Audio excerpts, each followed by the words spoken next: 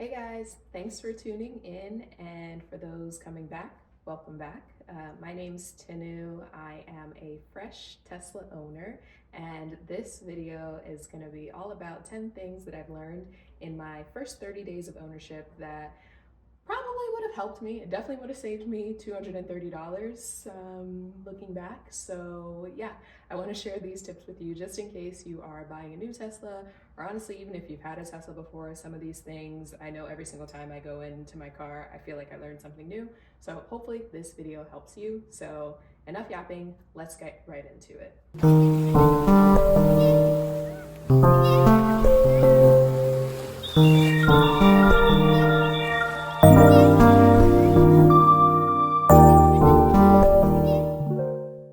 So I have these 10 things crumpled up in this little bucket here, so I'll pull them at random. Well, not random. The first one is just a random thing. So on delivery day, they'll usually turn on your hazards or your yield lights, and it took me about 5 minutes to figure out how to turn them off when I got into my car for the very first time.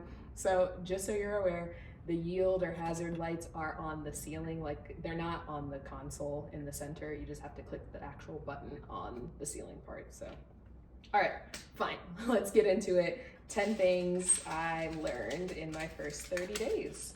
Uh, so this one's kind of embarrassing, but the games are oddly addictive. So there's this one game, I think it's like Doombad's Castle something. There was one point I got home and I was playing for about an hour and a half. The sun started setting, and yeah, so oddly addictive. Yeah, really, really fun. So enjoy. Number two. Okay, so the driving of this car, it's mainly one pedal driving, so you really don't need to put your foot on the brake. As soon as you lift your foot off of the accelerator, the car pretty much immediately starts slowing down. This is nice because it actually goes into their regen braking or regenerative braking, which basically whenever your foot is off the accelerator, it uses that excess power that's being generated by your like tires and the moving in order to actually put power back into your car. So you really don't have to use the brake. The car slows down automatically, but that power goes actually back into your car to keep it charged, basically. I mean, it doesn't actually charge your car, but at least it lowers the loss, I suppose. But anyway, moving forward.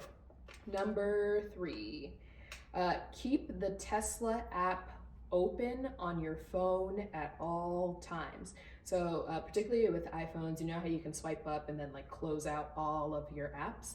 Do not close out your Tesla app because every single time you get close to your car, it'll automatically open up, and it works without cell service, but it'll automatically open up if your Tesla app is open. If you've closed your Tesla app, the car won't open, and then you'll be standing there trying to pull at your door handle. Then you have to go into the app and click open, and it's just a whole thing. So just keep the app open at all times. Don't ever close the app.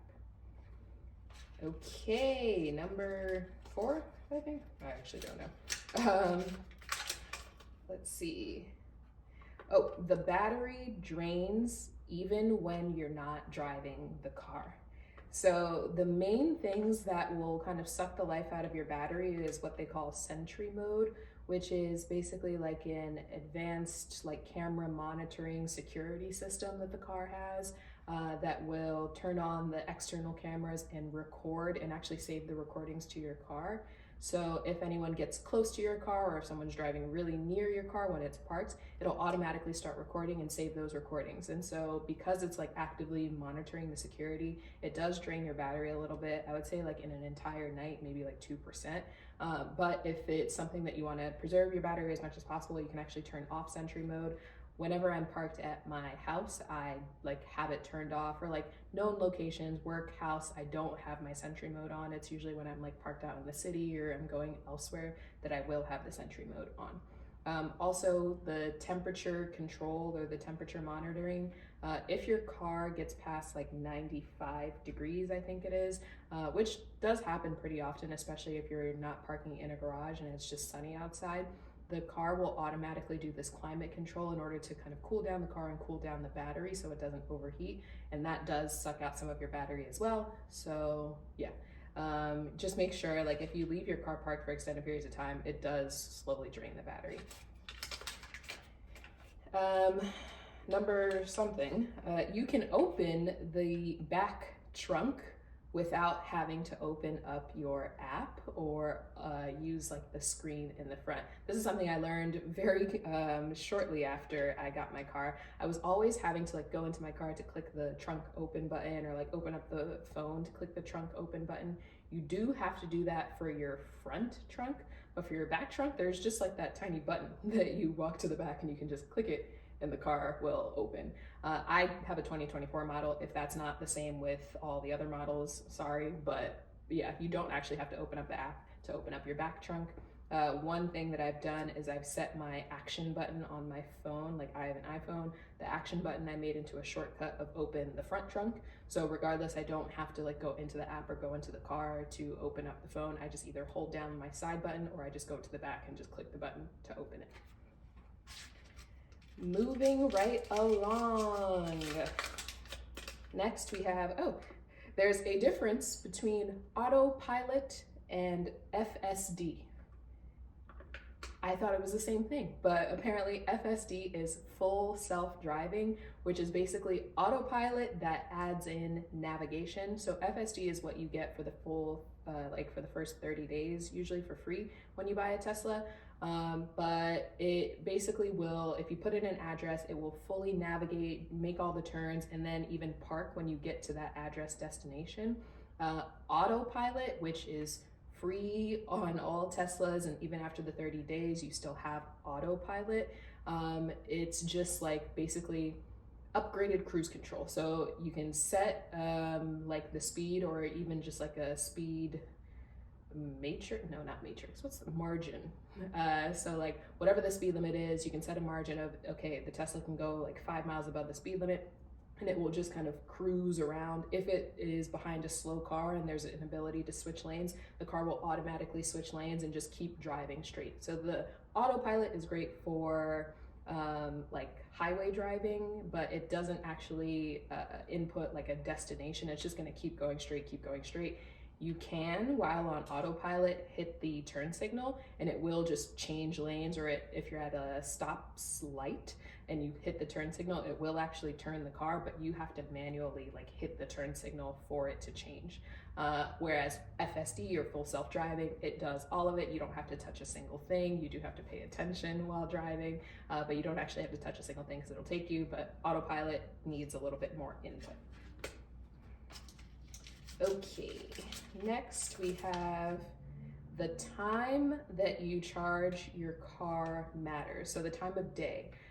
So there's usually like on-peak hours, which are usually like afternoons, kind of like early evening times, where the charging cost skyrockets, especially if you're going to like a Tesla supercharger, or some of these like other charger places will charge you a little bit more if you're charging during those hours.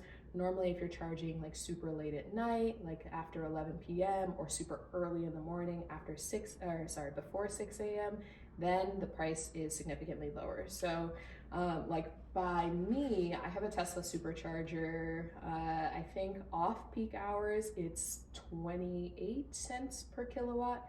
But on peak hours, it's like 44 cents per kilowatt, which, I mean, it's like cents, but in the grand scheme of things, it does make a difference, because that will add probably like $10 to your charge, because it's basically double the amount. And so just making sure that you know when you're on and off peak hours, and if you don't have to charge during on peak hours, I'd probably just wait until off peak hours to save yourself some money.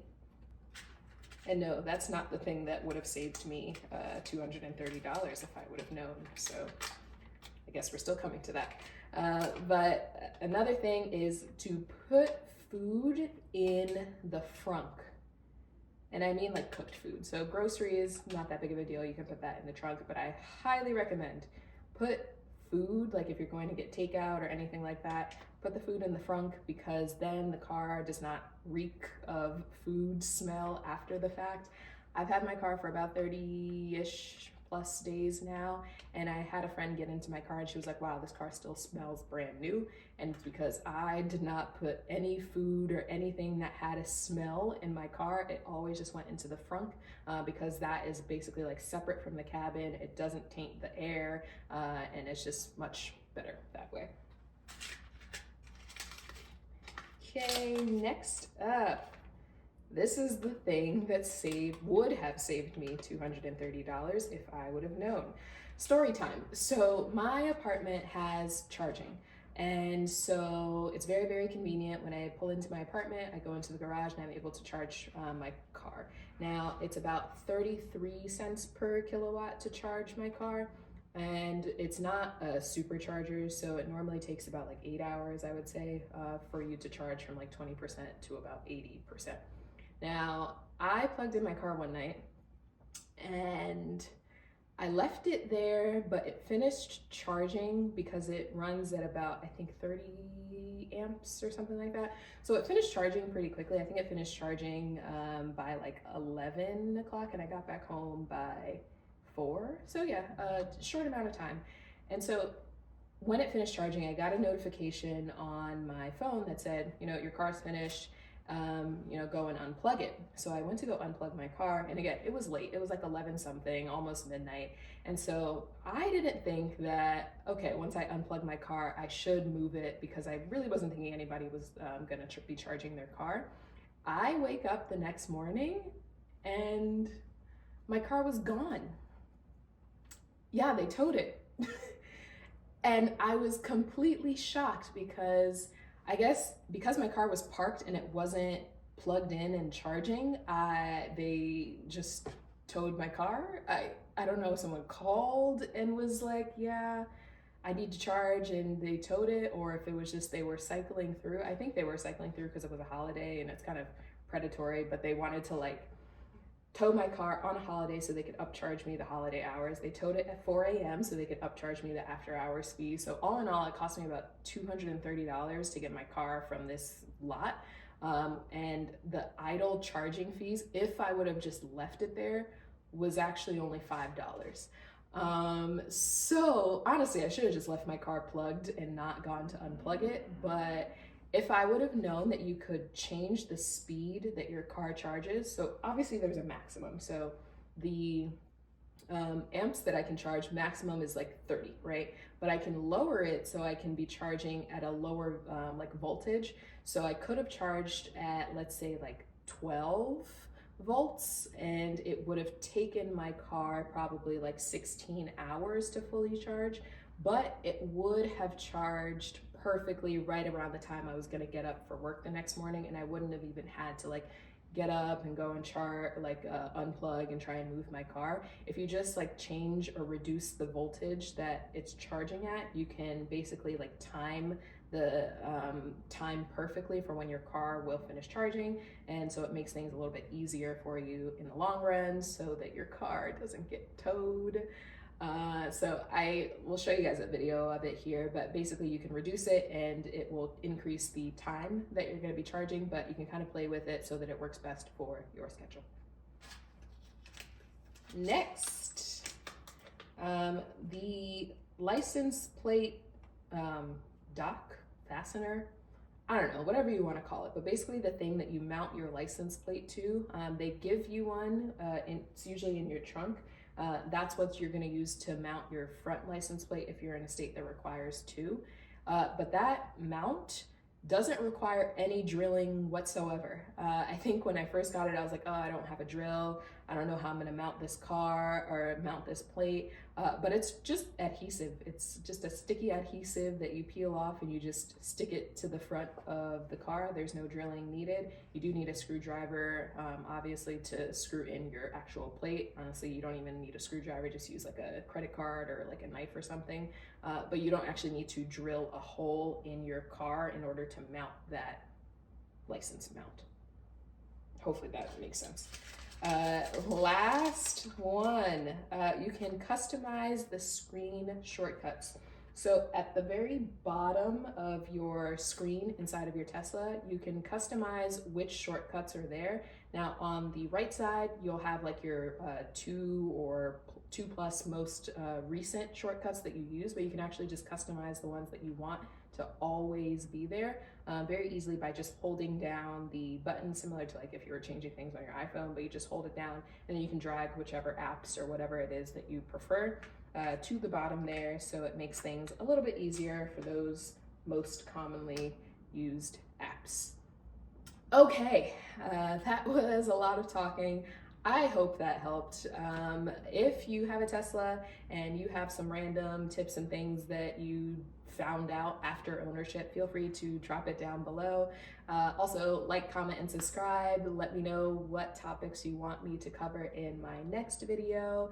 If you are buying a Tesla, highly recommend. If you need a referral code so that you can get $1,000 off, please just write the word code down in the comments and I will be sure to send that referral code over to you.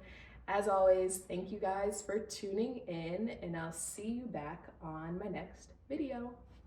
Bye.